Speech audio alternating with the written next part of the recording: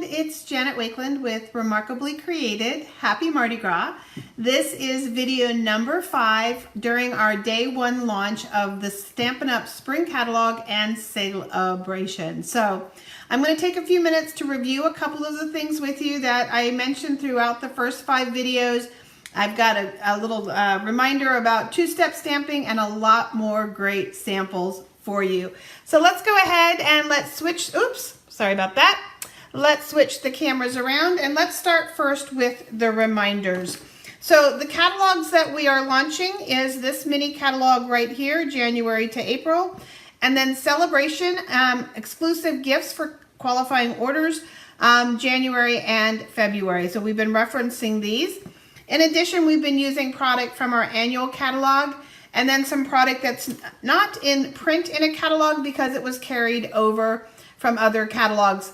If you need information on what was carried over, things that I've mentioned, if you need copies of catalogs and live in the US, any questions about how to shop or order, message me, email me, they all work. I would love to help you.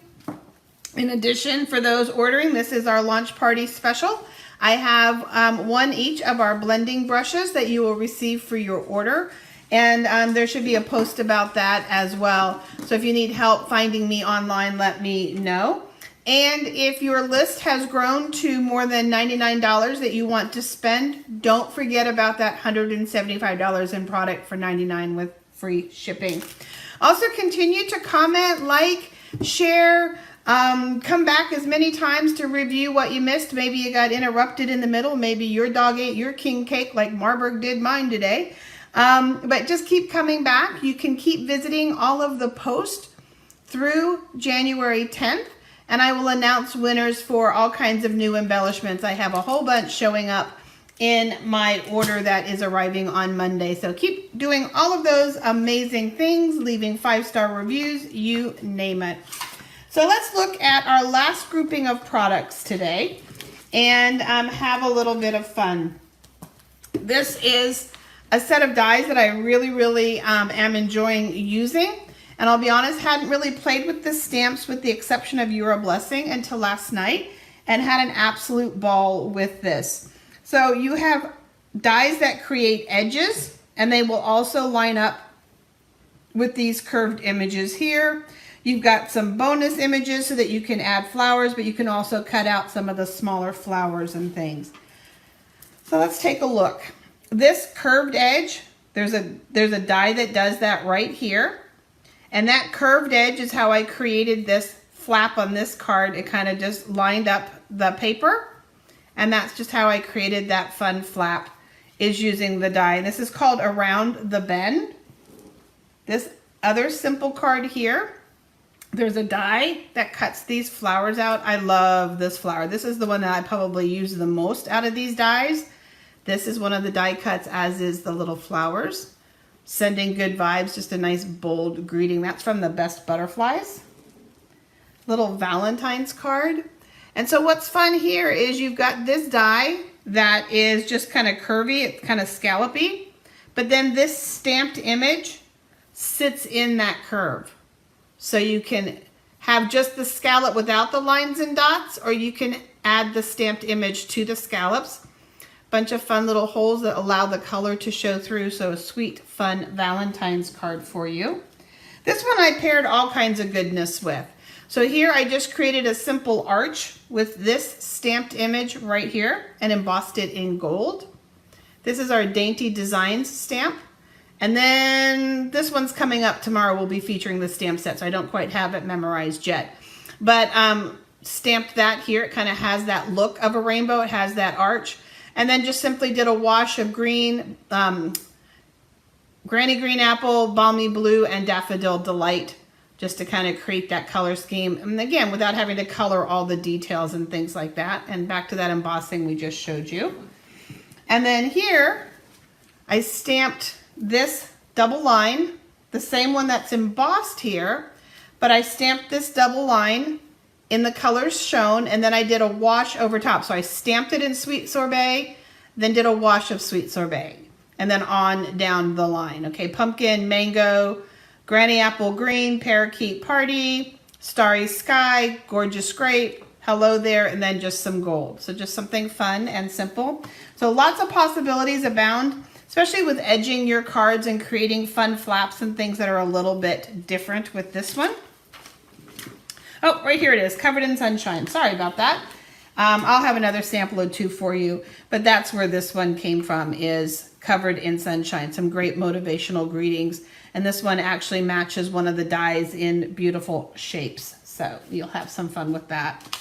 This is our Marigold bundle. It is what's called a two-step stamp. And before I show you the samples, let me show you a little bit about two-step stamping, because you will see that reference quite a few times in the catalog. So the concept behind two-step stamping is you have kind of like a solid image, and then you have an image that goes over top of it to create the depth of color. So you're going to have one step and then two steps. And there's two different ways to accomplish that. So let's do the most common way first. And I just have 2 blocks ready to go. You don't need to own 2 blocks, but it's actually a convenient thing when you're doing two-step stamping.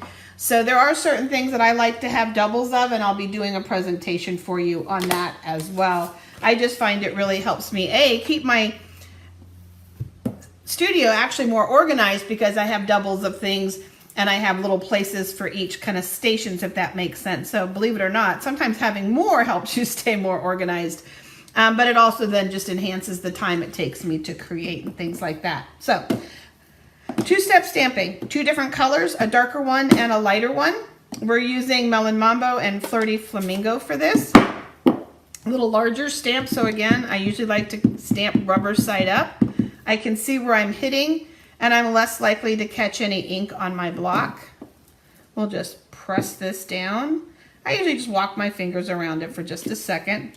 And you just have a background, okay? Ooh, it's a flat blob, right? No, I'm just teasing, but it is fun. And now we'll ink up our marigolds. And I know marigolds are traditionally kind of orangey and yellowy. I did Google them because I was trying to remember what colors they were. But, you know, when you're a rubber stamp paping crafter, you are actually an artist. Now look at that. Look at the depth. Look what we just did. See, we're an artist, right? So that means that we can take liberty with colors and things like that and just have a whole lot of fun. So that's one way that you can accomplish this. Let's put these off to the side. And let's just give these a quick clean. We'll create something with that. And I mentioned our chamois. The chamois are really, really nice just to have handy. And then I just keep I do usually keep an old rag. Okay, I've just been counting 0 today here. So let's just stamp on the back of something here. It should be, is it clean? Yes, it's clean, we're good. Okay, and same thing here. And we'll just wipe it on the back. But usually I just keep an old towel, ratty towel around. So then the second way to color is actually with one ink. And the way that's gonna work is you're gonna take your image, you're gonna ink it up, and on a scrap piece of paper, you're gonna, what we call stamp off. You're gonna remove some of that ink color, and now you're going to stamp that first color, and it's gonna be very pale. So this was the first stamping, and then this was the second stamping. So we stamped off. So we can work with tones of the same color by using that stamping off type of technique. And we'll just lay this down over top. And can you see the depth? Isn't that beautiful? Just looks real. I love two-step stamping.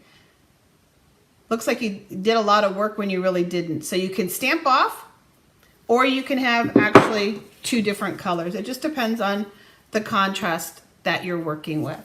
So now let's take a look at some samples with this Marigold Moments. And we'll finish cleaning all of this off later. Actually, it'll all get done late tonight.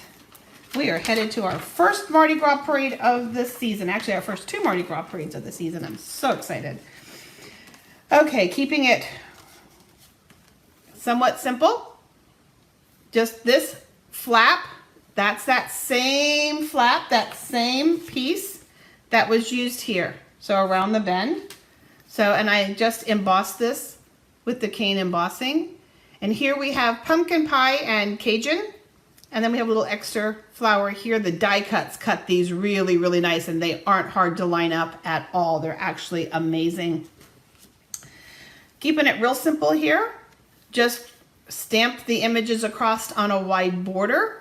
And in this case, we have our daffodil and our pumpkin together, and a Happy Mother's Day card stamped in a few leaves. Then here we have pale papaya and calypso coral, just trying to stay with the traditional colors. But again, I cannot wait to play with the ones that we created. That'll be once we get through all of our videos. There is a die cut leaf in the bundle. Created just a circle frame, love you and miss you, and then a twine bow for that one. And then the other fun thing that is part of this bundle is you have dies that will make three-dimensional marigolds. You don't even need to stamp. And then you have this fun border that will cut this piece here that you see, and then the scallop piece. And I just kind of layered them all together just to create a fun border on that. So lots and lots of fun dies that are part of this marigold moment. So that's fun for you. And then we're going to finish up. This one is not one I have here in my studio.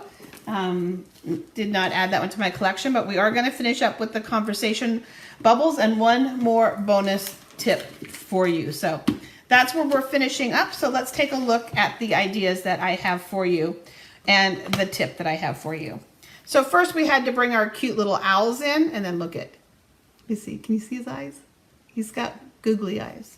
I think I called them wiggly eyes earlier, but same concept, googly eyes.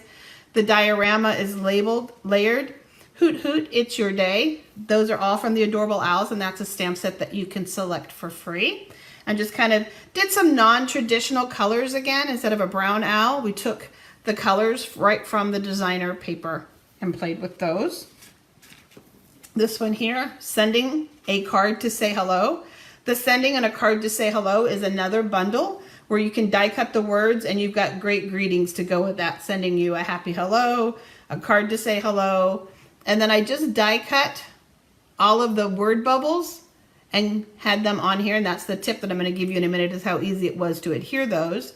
But sending a card to him. And this border here that looks like a giant bubble with the little speech piece is an element that is part of those dies. You've got that long border here.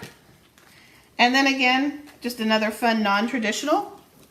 But this is from the Ready to Ride in non-traditional colors. Look at that. Isn't that beautiful in the Tahitian Tide? Real fun, and wow, of course, right? So mixing and matching those products, you can have so much fun, guys, and thinking out of the box and not being traditional with your colors. So when we look at all of these little bubbles, let me pull them all out of here for just a second. That was the piece that cut the giant word bubble. And then we have all of these. Some of them just have a thick edge. Some of them will have a little textured piece when you die cut them around.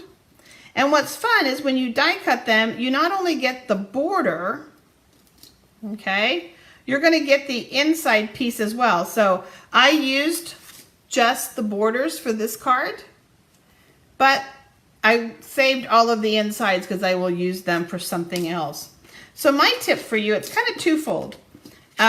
One is all these little frames.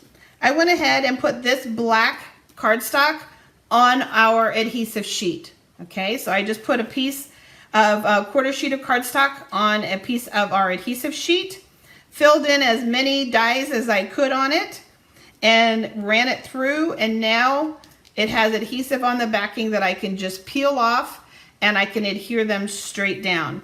What's also fun, and something that I will save, is once I get these all punched out to use on other products, I have this template now. And so now I can use this to see what other greetings would fit in my words. Like you have a heart of gold fits perfectly in there. It actually could go in the little bit smaller one, so I can keep that template. So adhesive sheets can be a great way to die cut pieces that are a lot smaller and thinner. You can also use liquid glue, But when I'm doing a whole bunch at once, using an adhesive sheet can be a great way to go. So let me know what your favorite sample of the day was. Let me know if you learned something new from any of the tips that I shared with you. And I'll be the crazy fool, yell and throw me something, mister, at the parades. And I'll be back to share my fun with you tomorrow starting at 9 o'clock Central Time. Thanks, guys.